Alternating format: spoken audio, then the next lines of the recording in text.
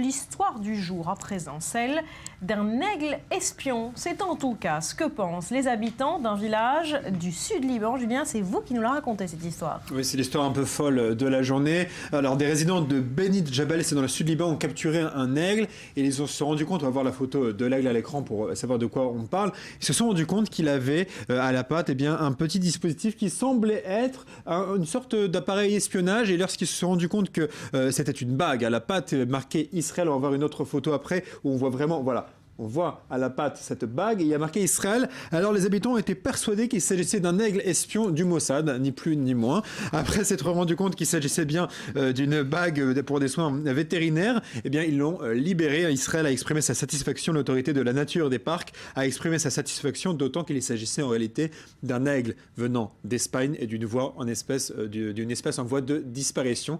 Donc voilà, au moins il est libéré. Voilà, tout est bien qui finit bien pour cet aigle qui n'est pas un espion. En revanche, c'est pas la première fois qu'Israël est accusé de ce genre de choses. Bon alors, petit florilège, Barbara, en août dernier, on apprenait que le Hamas avait capturé un dauphin près de la bande de Gaza, en étant sûr que c'était un dauphin espion à la solde des sionistes. Alors, il y a bien des dauphins dans l'armée israélienne, mais ce sont des sous-marins, ce sont leurs noms, c'est des dolphins, voilà. En 2013, il y avait déjà eu un aigle avec une puce qui avait été, soi-disant avec une puce capturée par le Hezbollah à Beyrouth. Il y avait eu des vautours au sud en Arabie Saoudite. Il y avait eu également l'Égypte qui avait accusé Israël de lancer des requins avec des GPS à l'attaque des touristes dans la mer Rouge. Ils se sont rendus compte que c'était un peu compliqué de diriger des requins avec des GPS. Donc voilà.